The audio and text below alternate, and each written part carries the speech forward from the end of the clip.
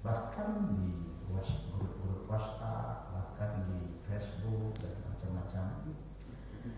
Kita dapat informasi banyak sekali para ulama, banyak sekali para tokoh-tokoh ilmuwan, ya. Mungkin yang kita kenal, yang kita tidak kenal, yang dekat dengan kita atau guru kita sendiri, yang para habaib, ya, profesor, doktor yang menghadap kepada Allah Subhanahu wa Ta'ala.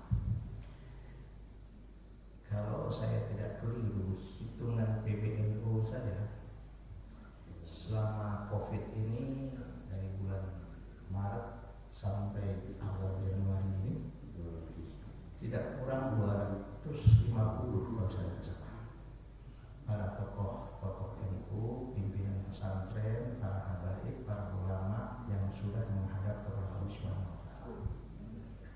Belum lagi para guru besar, para dokter, profesor doktor. 3 hari yang lalu sahabat saya pendiri, ya, Tazkiyah Foundation, Institut Tazkiyah, teman karibnya Pak Syafi Antonio, Dr. Muhammad Yazid, itu Pak Chandra kenal, ya, itu menghadap kepada Allah Subhanahu wa Ta'ala. Bahkan 2 minggu sebelum itu dosen di Tazkiyah juga, seorang doktor juga menghadap kepada Allah Subhanahu wa Ta'ala. Malam Jumat yang lalu atau malam Kamis yang lalu juga teman saya pengasuh pondok pesantren Alhamdulillah di Depok, Kiai Dr. Andes Ahmad Zarkasi Hasan, itu adik kelas saya di pesantren, juga menghadap kepada Allah Subhanahu wa Ta'ala. Semalam kemarin saya dapat informasi juga salah seorang pimpinan pesantren di Jawa Timur, Madura khususnya, juga menghadap kepada Allah Subhanahu wa Ta'ala dan sebagainya. Kita berdoa mudah-mudahan mereka ini semua, ya, yang telah wafat dan kembali kepada Engkau ya Allah, ampuni dosa mereka semua ya Allah, terima segala kebaikan mereka semua ya Allah, lapangkan dalam kubur mereka masing-masing ya Allah, dan yang meninggalkan wabah COVID ini jadikan mereka sebagai syuhada di hadapan-Mu ya Allah. Dan kita juga berharap mudah-mudahan mereka semua dimasukkan oleh Allah ke dalam surga-Nya, dan keluarga yang ditinggalkan mudah-mudahan dapat menerima penuh dengan tabah dan sabar. Dan kita berharap mudah-mudahan muncul pemimpin-pemimpin, para ilmuwan-ilmuwan, ulama-ulama, tokoh-tokoh yang mudah-mudahan lebih banyak dari yang sudah menghadap kepada Allah Subhanahu wa Ta'ala. Tapi persoalannya adalah untuk mengkader seseorang bisa menjadi seorang tokoh, bisa menjadi seorang ulama, itu bukan persoalan yang mudah dan instan, ya. Misalnya untuk menjadi seorang doktor dalam bidang agama saja, ya, dari SD 6 tahun, di pesantren 6 tahun, kuliah S1 4 tahun, S2-nya biasanya 3 atau 4 tahun, S3-nya pun 3 sampai 4 tahun. 6 tahun tambah 2, 6 tahun tambah 3 tahun tambah 3 tahun itu sudah 24 tahun. 18 tahun. Tambah lagi S1 sampai S3 12 tahun. Itu udah berapa tahun? Jadi minimal seseorang itu kalau lancar belajarnya, gak pernah macet, itu usia 30 tahun paling muda bisa jadi dokter. Normal ya, umur 30 tahun.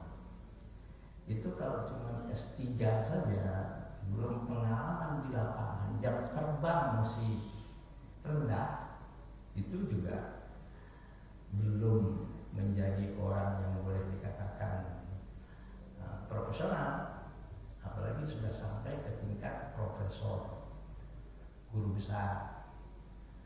Jadi artinya apalagi ke tingkat kalau dalam bidang agama misalnya seorang ulama, seorang kiai yang betul-betul mumpuni, ya, dan bijak dan mampu menguasai sumber-sumber hukum Al-Quran, hadis dan segala ilmu-ilmu yang berhubungan dengan agama, bahasa Arabnya, nahwunya, sorofnya, macam-macam. Ya, yang saya rasakan saja, saya tamat SD itu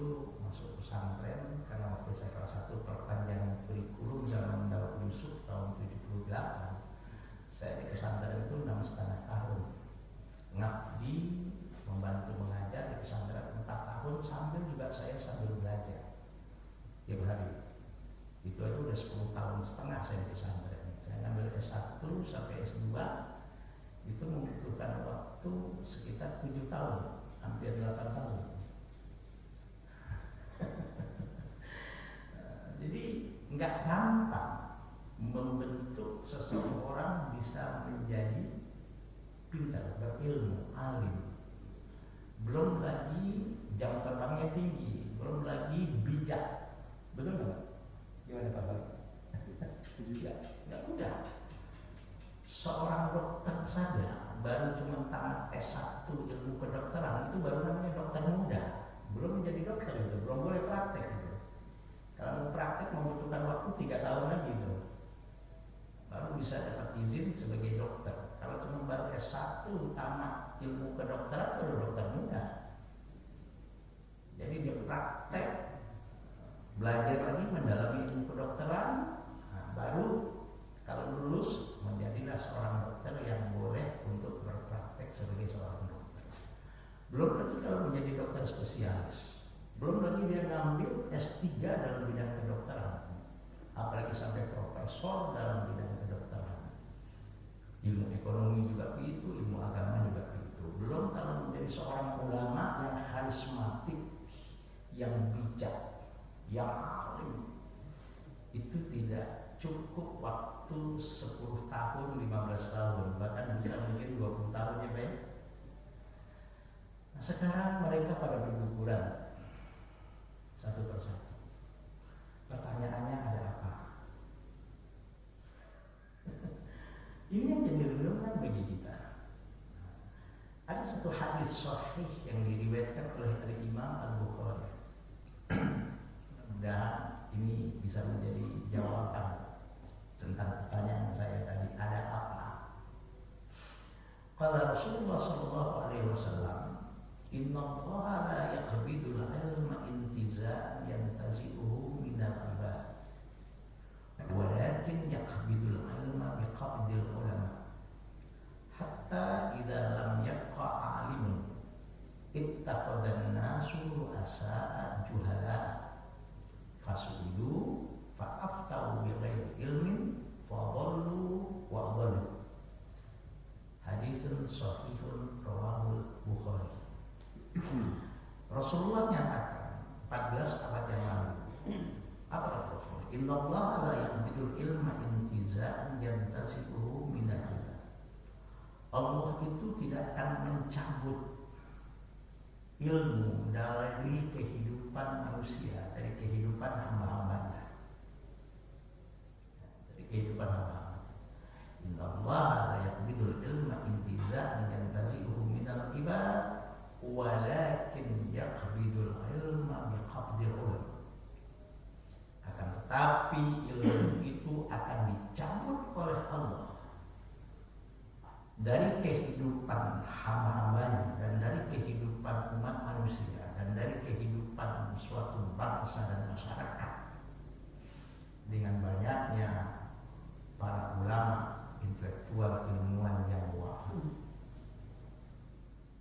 Ada yang bertanya, oh kan karena teknologi canggih, apalagi ada Google, ya, Mbak Google, yang 24 jam kapanpun ditanya jawab.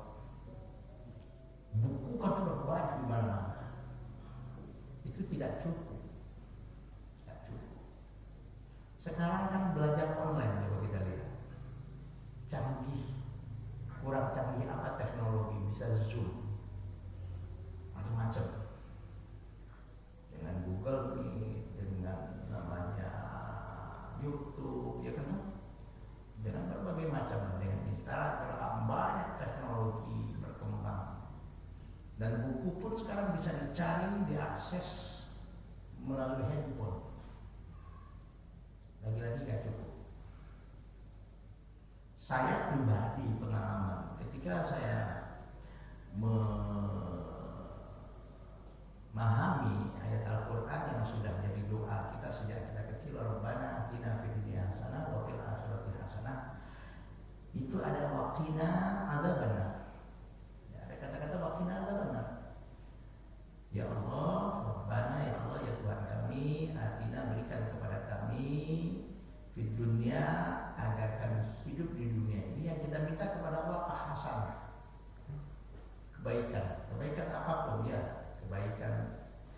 Apa yang membuat kita hidup kaya?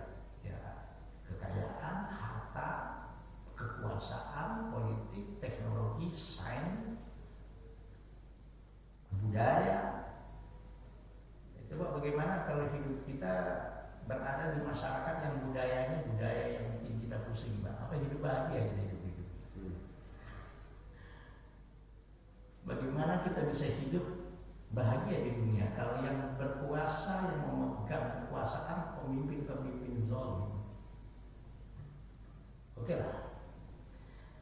Wafil akhirati hasanah. Dan ya Allah berikan juga kami untuk hidup kami di akhirat hasanah, kebaikan.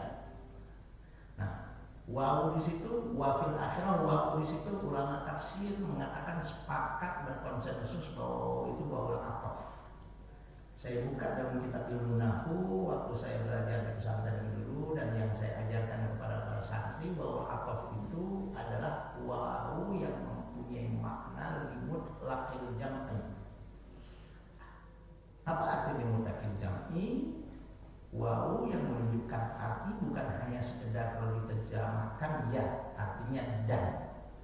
Tapi maksud yang tersirat dari kata wawu ataf itu adalah limut lakil jam'i, antara yang sebelum wa ya, fit dunia dengan yang setelah wa fil akhirati hasanah itu harus seimbang, harus sejalan.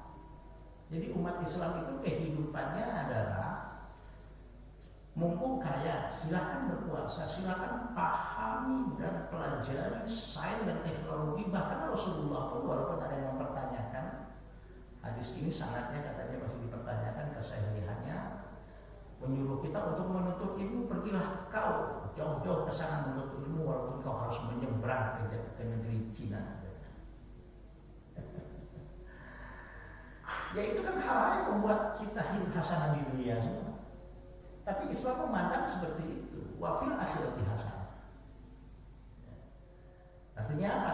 Ya Allah jadikan sarana-sarana yang membuat kami hidup hasanah di dunia ini juga pada waktu yang sama gitu, Pak. Nah ini wawalakaf begitu, bukan cuma sekedar dan, pada waktu yang sama ya Allah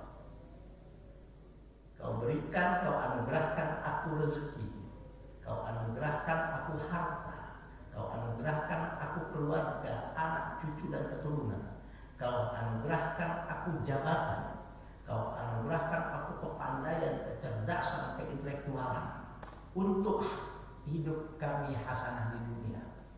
Tapi itu nggak cukup ya Allah.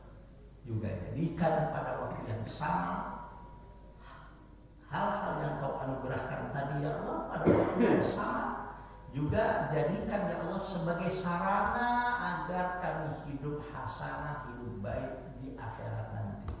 Artinya semua itu membawa kami bisa hidup mendapat ridho-Mu sehingga masuk ke dalam surga-Mu ya Allah. Nah, di sini ada kata-kata waqina adzabannar. Wah ini saya mengkaji kata-kata waqina adzabannar. Saya banyak berdialog dengan teman-teman yang ngerti ilmu tafsir, yang ngerti ini. Saya baru mendapatkan jawaban hasil diskusi yang memuaskan saya. Itu bukan sehari dua hari, bukan dengan satu dua teman, Pak. Kalau saya nggak salah sampai sebulan dua bulan, saya baru mendapatkan jawaban yang memuaskan saya. Kenapa kok setelah wafil akhirati hasanah masih ada waqina adzabannar? Padahal kan kalau sudah hidup hasanah di dunia, hidup hasanah di akhirat selesai kan Pak ya? Betul nggak Pak? Tapi kenapa kok masih ada waqina adzabannar? Nah, itu saya dapatkan ternyata dari dialog diskusi dengan teman-teman, karena wawu di sini juga di sini wawul ataf. Jadi artinya apa itu? Waqina adzabannar itu ya Allah, jadikan kami ini, berikan kepada kami ini hasanah di dunia, dan pada waktu yang sama kebaikan-kebaikan yang kau anugerahkan tersebut sebagai sarana untuk kami menggapai hasanah di akhirat, artinya mendapat ridho-Mu juga nanti di akhirat dan masuk ke surga-Mu. Tapi yang kita inginkan juga waqina adzabannar. Jaga kami ya Allah, protect kami ya Allah dari azab neraka. Itu artinya apa? Artinya menunjukkan bahwasanya terus terang saja jaminan dan garansi dari Rasulullah, man qala la ilaha illallah dakhala jannah, barang siapa yang mengucapkan la ilaha illallah pasti akan masuk surga. Kullu ummati yadkhuluna jannah, kata Rasulullah, setiap umatku pasti masuk surga. Ini dalam pemahaman kita sebagai muslim ya Pak ya, saya nggak bicara agama lain. Lakum dinukum. Karena realitanya insya Allah yang harus kita yakini menurut keimanan kita, insya Allah setiap umatku kata Rasulullah pasti masuk surga. Pertanyaannya Pak Ijal, masuk surganya langsung apa nggak langsung? Hah? Ya, Pak Haji Baskoro, pertanyaannya langsung apa nggak langsung? Maunya gimana nih Pak Haji? Nih Pak Ketua DKM kita nih, kalau di belakang mantan ketua. Ketua kita sekarang. Maunya langsung apa nggak langsung Pak? Ya, terserah Allah aja. Nggak maunya Bapak? Nggak berani mau. Nggak berani mau? Yang benar. Maunya mau langsung apa nggak masuk surga itu? Langsung. Apa mampir dulu? Kalau saya pribadi Bapak tanya, saya maunya langsung masuk surga tanpa mampir dulu ke neraka Allah. Nauzubillah min dzalik, kalau kita dimasukkan oleh Allah walaupun cuma mampir di neraka, nauzubillah ya. Karena azab neraka ini ngeri sekali. Ngeri sekali. Mana ngerinya? Yang paling ringan saja azab neraka itu. Hadis sahih yang diriwayatkan oleh Imam Al-Bukhari, "Inna ahwana ahli nari adzabun rajulun fi akhmasi qadamaini jamratan yaghlan huma dimaluhu kama yaghlan mirjal bil kumkum."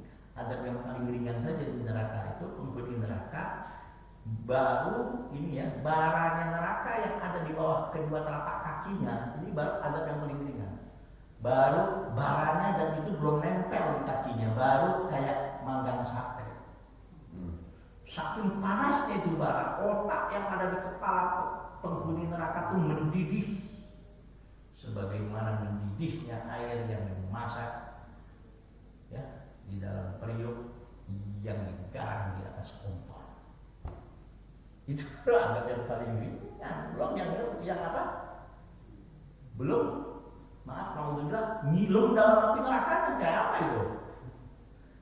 Jadi gampangnya kata-kata wakina adzaban itu artinya apa? Ya Allah, anugerahkan kami hasanah di dunia dan pada waktu yang sama kebaikan-kebaikan yang Kau anugerahkan untuk kehidupan kami di dunia ini juga pada waktu yang sama jadikan sarana agar kami bisa masuk ke surga. Dan nah ini yang saya puas jawab kata teman saya itu setelah diskusi dengan beberapa teman. Dan ya masuk surganya langsung, kagak mampir dulu ke neraka. Kenapa? Karena realitanya, kenyataannya, walaupun dia umat Rasulullah yang alhamdulillah sampai dia menghembuskan nafas yang terakhir, dia mampu menjaga imannya tidak sampai melakukan dosa syirik dan tidak murtad, tapi realitanya tidak sedikit umat ini ujung-ujungnya sih masuk surga insya Allah, tapi mampir dulu ke neraka. Itu loh kata-kata wakina adzaban itu. Mampir dulu ke neraka. Nauzubillah min. Berdasarkan hadis Nabi, lamanya waktu di neraka itu bandingannya wallahu a'lam bishawab, Allah yang hanya Maha tahu. Satu hari di akhirat itu bandingannya dengan kehidupan di dunia itu 1000 tahun. Satu hari akhirat. Makanya dalam Al-Quran tadi yang dibaca oleh Satria ya, wal akhiratu khairul laka minal ula wal akhiratu khairu wa abqa. Ya tadi ya. Wadduha walaili idza saja, kan bacaan dulu tadi ya. Wadduha walaili idza saja ma wada'aka rabbuka wa ma qala. Walal akhiratu khairul laka minal ula. Kehidupan akhirat itu pasti, walal akhirat la di situ lam tauhid. Pasti kehidupan akhirat itu lebih baik daripada kehidupan dunia. Khairul laka minal ula, itu artinya kehidupan dunia. Nah dijawab oleh Allah dalam surat Al-A'la, kenapa kehidupan akhirat lebih baik dari kehidupan dunia, wal akhiratu khairu wa abqa. Karena kehidupan akhirat itu abadi. Abadi, kehidupan akhirat itu nggak ada akhirnya. Kalau kehidupan di dunia sementara dan pasti berakhir, dan paling lama berapa sih? Apalagi umatnya Nabi Muhammad. Kalau umat Nabi Nuh masih mending, Nabi Nuh dakwahnya aja 900 tahun itu baru dakwahnya. Nabi Ibrahim 85 tahun baru dihitam. Lah kita umat Nabi Muhammad, Rasulnya sendiri dikasih umur oleh Allah hanya berapa tahun? 63 tahun. Maka ketika Rasulullah ditanya, ya Rasulullah berapa sih umatmu untuk umurnya? Kata Rasulullah yang kebanyakan itu baina sitin wa sabiin, antara 60 sampai 70 mayoritas. Nah, ya Pak Haji, Kiai udah berapa tahun? 57. Hah? 57. Aduh, antara 60 sampai 70.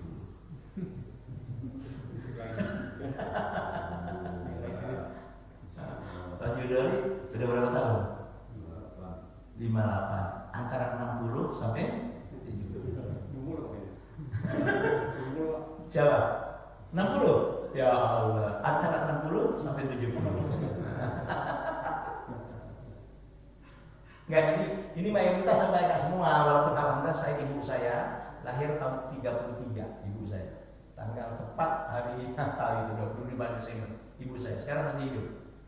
Alhamdulillah udah 87 tahun. Ya, tapi ya kayak begitu langka ya.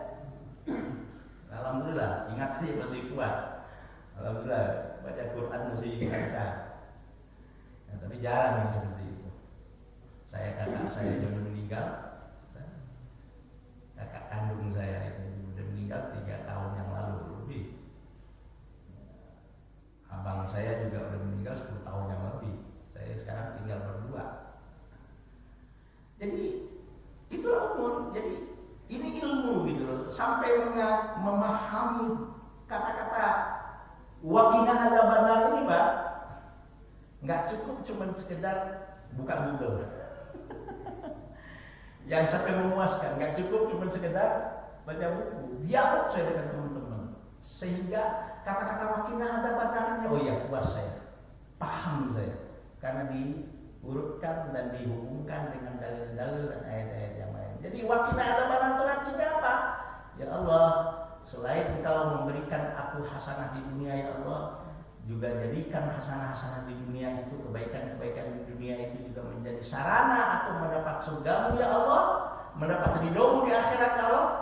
Tapi juga pada waktu yang sama, surga yang Kau berikan tersebut ya Allah di akhirat nanti adalah surga yang betul-betul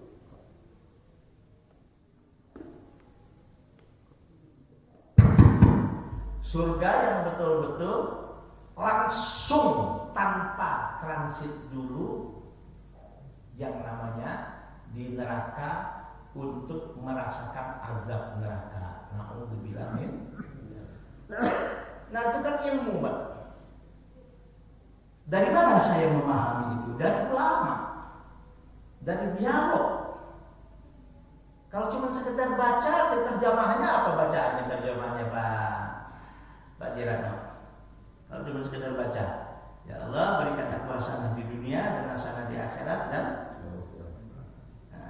jaga kami ya Allah dari azab neraka. Kan cuma gitu toh. Makanya memahami sesuatu, apalagi sampai menjiwai, itu enggak cukup cuma sekedar banyaknya buku, juga harus memerlukan orang ulama, alim, orang yang memang mumpuni dalam menjelaskan apa maksud statement-statement dari ayat dan hadis tersebut. Jelas Pak ya? Paham ya Pak ya? Nah, maka innallaha la yaqbidul ilma intiza'an yantazi'uhu minal ibad. Allah tidak akan mencabut ilmu dari kehidupan hamba-hamba Allah. Kecuali kata Allah, illa biqabdil ulama, kecuali dengan banyak wafatnya para alim ulama, para intelektual, para ilmuwan, orang-orang cerdik pandai tersebut. Sebab Walaupun buku banyak dicetak, kadang-kadang kan buku dicetak itu maaf, saya nggak perlu saya sebutkan. Ada satu kitab bahasa Arab, ya, Arab gundul namanya. Arab gundul bukan Arab gondrong ya Pak ya. Ini tadi sebetulnya saya kesini bawa Arba'in Nawawi yang Arab gundul kayak gini sebetulnya saya teringat di jalan. Ya udahlah, hari ini kita nggak membahas Arba'in Nawawi. Ini kan kitab syarah Arba'in Nawawi, ini kan bahasa Arab gundul. Gak ada bahasa Indonesia. Ya. Yang namanya kita memahami kitab-kitab seperti ini, kan ini memerlukan apa Pak? Ilmunya nggak sesimpel dan tidak semudah cuma sekedar baca terjemah kan? Makanya kalau kita buka tafsir saja, ya kalau saya jauh-jauh ini aja. Saya punya kitab hadis Arba'in Nawawi ini yang ada syarahnya, keterangannya dengan bahasa Arab. Ini sekitar ada 7 kitab yang berbahasa Arab dulu. Kitab Arba'in Nawawi ada sekitar 7 kitab. Kadang-kadang mau baca hadis itu dari kitab ini saya ambil, dari kitab ini saya ambil. Wah, kalau tafsir mudah sekali lagi itu yang bahasa Arab dulu itu. Di rumah saya itu alhamdulillah ya, ada namanya tafsir Kabir 32 jilid yang ditulis oleh seorang ulama ya, Fakhrul Razi 32 jilid. Ada tafsir Kabir lagi yang kontemporer yang ditulis oleh namanya Syekh Wahbah Al-Zuhair. Ada lagi tafsir Jalalain, ada tafsir Sawi, ada tafsir Munir, ada tafsir Al-Jami' Ahkam Al-Quran yang ditulis oleh Al-Qardo, oleh ya ini Al-Qurtubi. Al-Qurtubi ini orang Spanyol, ya. Banyak sekali tafsir-tafsir itu. Kadang-kadang satu tafsir Qurtubi itu aja 20 jilid. Satu ayat itu udah bisa tafsirkan begitu detail, Pak. Ada lagi tafsir dalam politik itu biasanya yang ditulis oleh ada namanya Fizilul Quran, saya juga ada di rumah gitu ya, ditulis oleh ulama namanya Sayyid Qutb. Belum lagi yang tafsir-tafsir yang ditulis oleh tim dari Kementerian Agama. Dan banyak lagi, belum lagi yang kita kenal misalnya tafsir yang ditulis oleh Buya Hamka ketika masanya dia di penjara waktu itu dan sebagainya. Itu satu ayat, subhanallah. Makanya ilmu Allah itu Allah yang mengatakan, bukan saya. Laukan al-bahru midadan li kalimati rabbi lanafidal bahru qabla an tanfada kalimatu rabbi walau ji'na bimithlihi badan. Ilmu Allah itu, Pak. Ilmu Allah itu ya. Seandainya lautan, kata Allah, laukan al-bahru midadan li kalimati rabbi lanafidal bahru qabla an tanfada kalimatu rabbi. Air lautan yang ada di permukaan bumi ini dijadikan tinta, dan pohon-pohonan yang ada di dunia ini semua dijadikan pulpen untuk menulis ilmu Allah ini sampai habis. Itu yang namanya tinta. Air laut dijadikan tinta itu sampai habis.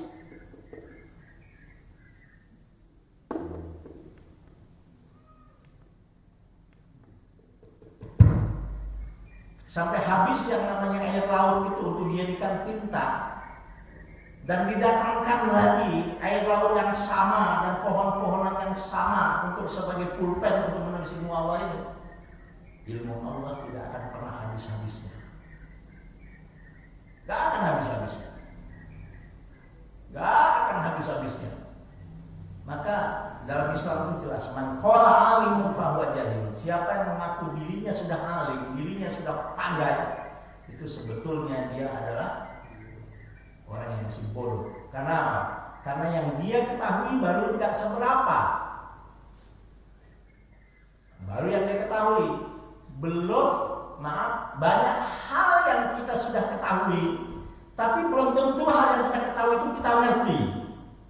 Betul nggak?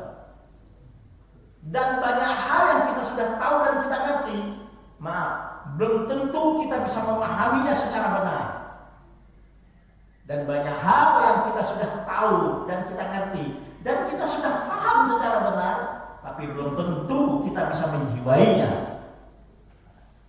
Kalau sudah sampai ke tingkat tahu, mengerti, paham dengan benar dan menjiwai apa yang dia ketahui dan dia mengerti dan dia pahami secara benar tadi, baru sampai ke namanya tingkat makrifat.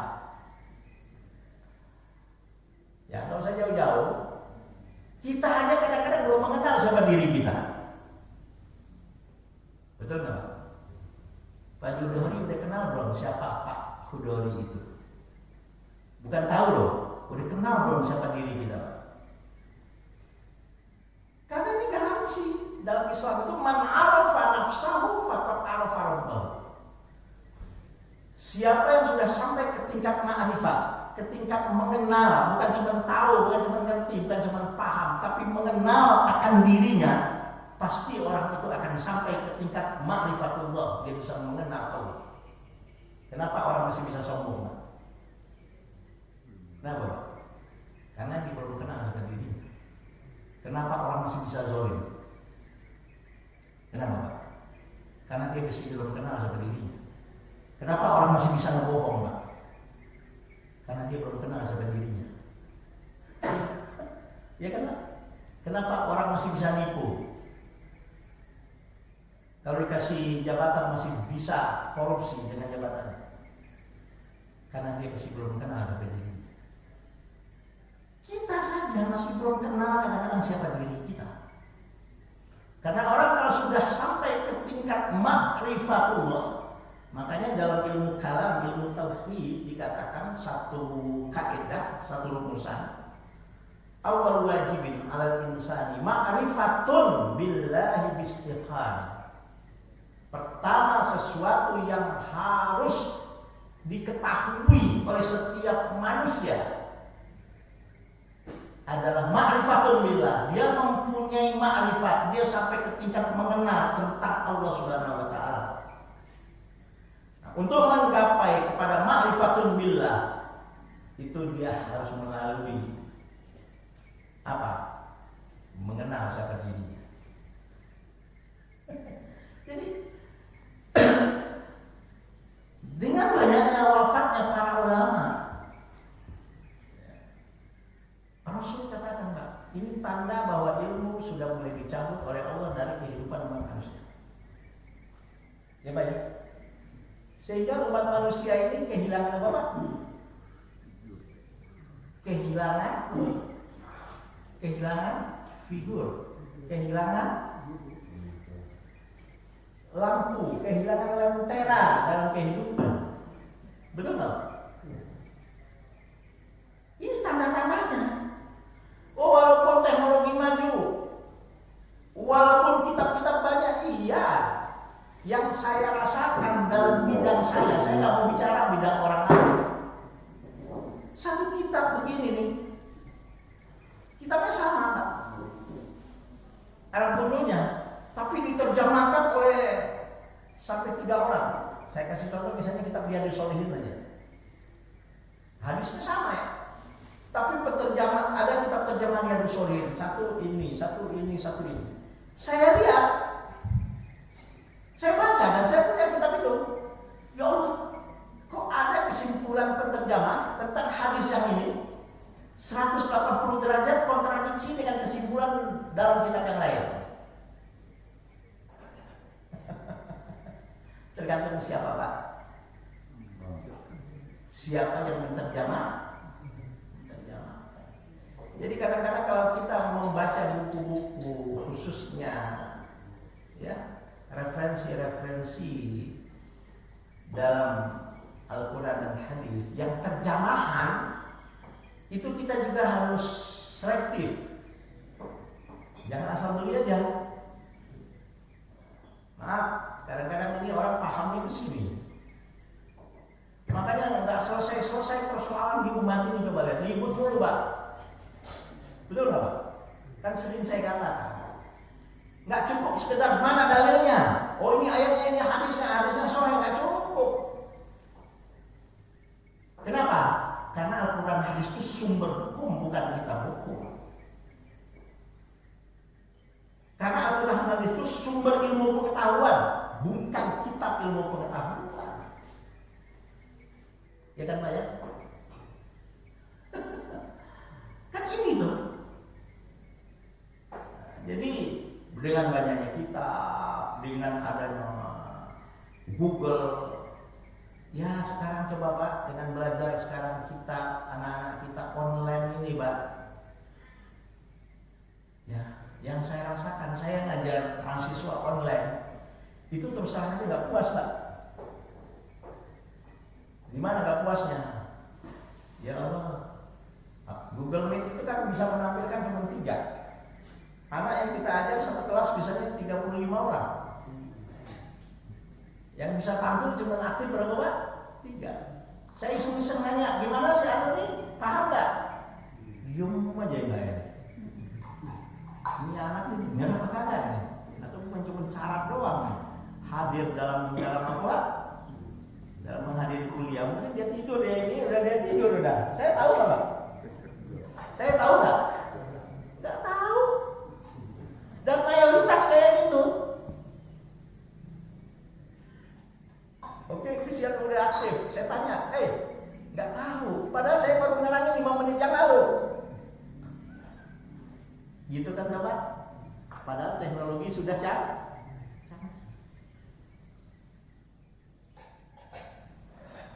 Jadi cirinya Allah Subhanahu wa taala mencabut ilmu dari kehidupan manusia. Ketika banyaknya para ulama, cerdik pandai, intelektual, ilmuwan, apalagi yang mengerti persoalan yang bijak, yang adil, yang sudah menjadi tokoh-tokoh yang menghadap kepada Allah Subhanahu wa taala. Nah, kalau sudah ini yang terjadi, apa yang terjadi? Hatta idza lam yabqa alimun. Kalau sudah sulit mendapatkan orang alim, kalau sudah sulit mendapatkan orang berilmu dalam kehidupan sehari-hari kita di masyarakat kita, ya terpaksa kita khodanna suruh asa juhala. Terpaksa manusia akhirnya memilih pemimpin-pemimpin, tapi pemimpin yang dipilih dan terpilih adalah pemimpin yang juhala, yang bodoh, yang tidak berilmu. Apalagi kalau intrik politiknya cungkul, yang sudah nggak tahu larang. Sistem politiknya benar pun kalau sudah orang alim, orang pinter, orang-orang bijak banyak yang meninggal dunia.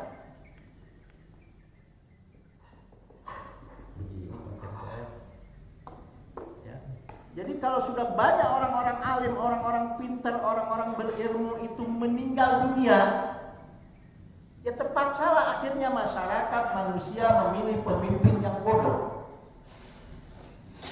pemimpin yang tidak berilmu, pemimpin yang tidak mumpuni, pemimpin yang sebetulnya belum layak untuk menjadi pemimpin.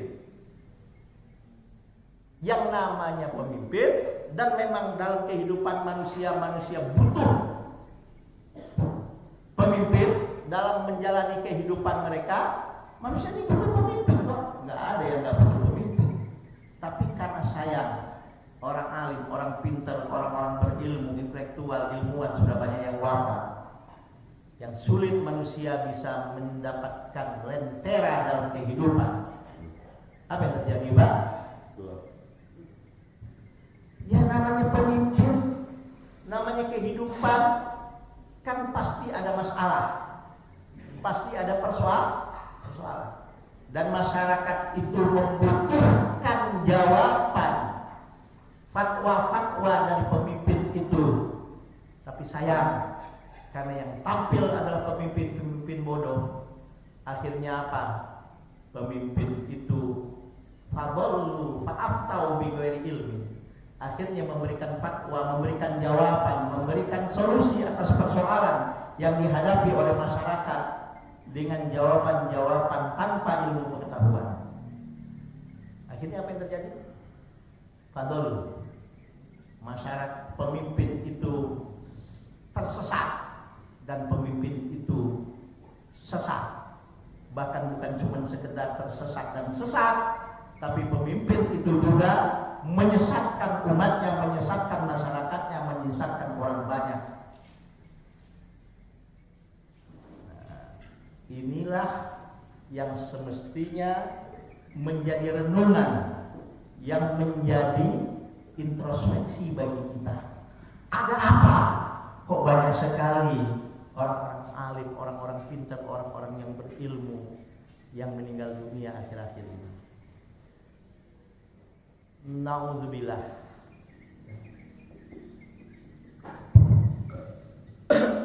Mudah-mudahan bukan Jawabannya mudah-mudahan bukan karena mudah-mudahan jawabannya bukan karena apa yang diungkapkan oleh Ebit Ade tahun 90-an lalu.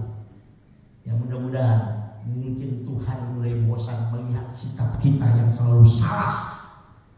Kalau salah aja masih mending Pak, dan bangga dengan dosa-dosa. Salah dulu nggak benar, apalagi bangga dengan kesalahan, bangga dengan dosa, bangga dengan kezaliman. Dia kan Pak, dunia ini ya Allah nggak ada yang kekal abadi. Ayo, kurang berkuasa apa Firaun? Kurang berkuasa apa Firaun Pak? Dan alhamdulillah saya sudah menyaksikan langsung jasadnya Firaun itu di museum di Mesir di Kairo. Ya Allah, saya berpikir ketika lihat jasadnya Firaun, inikah yang namanya Firaun? Di Turki kurang berkuasa apa yang namanya Mustafa Kemal Atatürk? Kalau kita membaca bagaimana akhir hayatnya Mustafa Kemal Atatürk, mengerikan Pak. Baca aja itu sejarahnya Mustafa Kemal Atatürk. Kurang berkuasa apa itu Mustafa Kemal Atatürk ketika itu di Turki itu, sampai bisa membuat perubahan yang begitu dahsyat dalam kehidupan masyarakat Turki. Tapi bagaimana akhir hayatnya Mustafa Kemal Atatürk? Nggak perlu saya cerita di sini, cari aja ceritanya. Cari aja sejarah geografinya, bagaimana wafatnya dan bagaimana ketika dimakamkan Mustafa Kemal Atatürk. Kurang kaya dan kurang banyak apa hartanya seseorang di Mesir yang bernama Qarun yang hidup di zaman Nabi Musa. Kurang berkuat, kurang kaya apa yang namanya Qarun. Tapi meninggal dunia dengan dalam keadaan hina, ditenggelamkan oleh Allah Subhanahu wa taala ke perut bumi.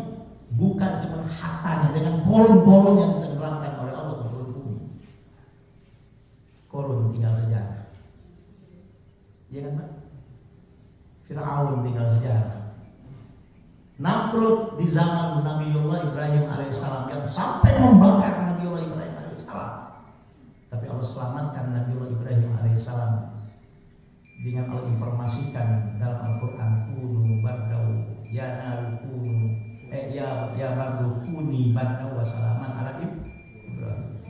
Hai api, jadilah engkau dingin dan menyelamatkan Nabi Ibrahim. Subhanallah. Ini yang mengerikan Pak.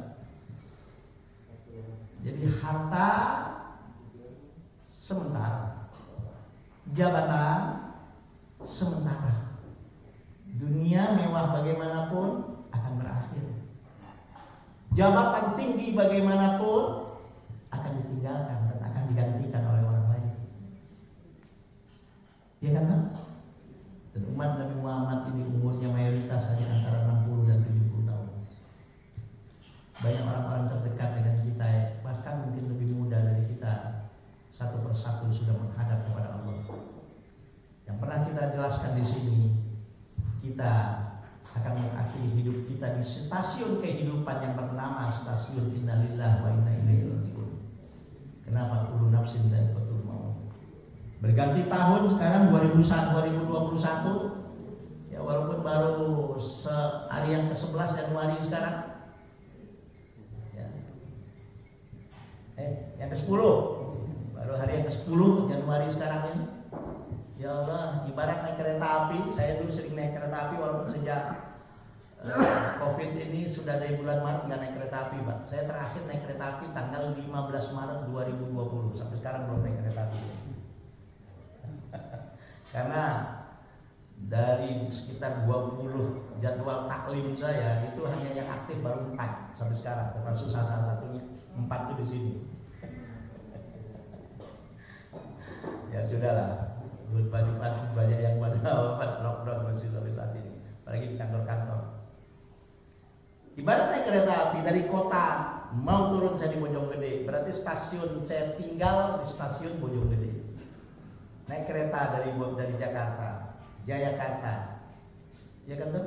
Habis Jayakarta, Mangga Besar, habis Mangga Besar, Sawah Besar, habis Sawah Besar, apa Juanda, habis Juanda, Gambir lewat, habis itu Gondang Dia, habis Gondang Dia, Cikini, habis Cikini, Manggarai, habis Manggarai, Tebet, habis Tebet Cawang, habis Cawang Duren Kalibata, habis Duren Kalibata Pasar Minggu Baru, habis Pasar Minggu Baru Pasar Minggu, Tanjung Barat, kemudian setelah itu Lenteng Agung, setelah Lenteng Agung Pancasila, setelah Pancasila Pondok Cina, setelah Pondok Cina setelah Lenteng Agung Pancasila, setelah Pancasila UI, setelah UI baru Pondok Cina, setelah Pondok Cina Depok baru, setelah Depok baru Depok, setelah Depok Citayam, stasiun Bojonggede.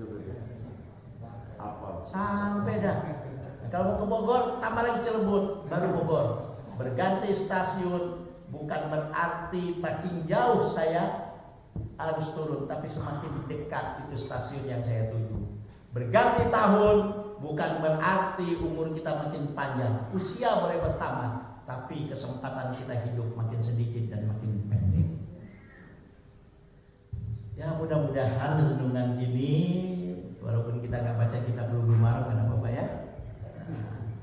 Ini mudah-mudahan bisa menjadi renungan bagi kita semua, dan mudah-mudahan Allah selalu memberikan ridho, rahmat dan keberkahannya dan hidayahnya dalam kehidupan kita, dan mudah-mudahan kita senantiasa dalam keadaan sehat walafiat, ya, disukseskan dalam segala urusan kita dan rezeki kita, dan juga yang paling penting semua yang diberikan dan amanahkan oleh Allah dalam kehidupan kita, dan yang dititipkan ini baik harta, jabatan, keluarga, semua mudah-mudahan semua yang diberkahi oleh Allah Subhanahu wa taala.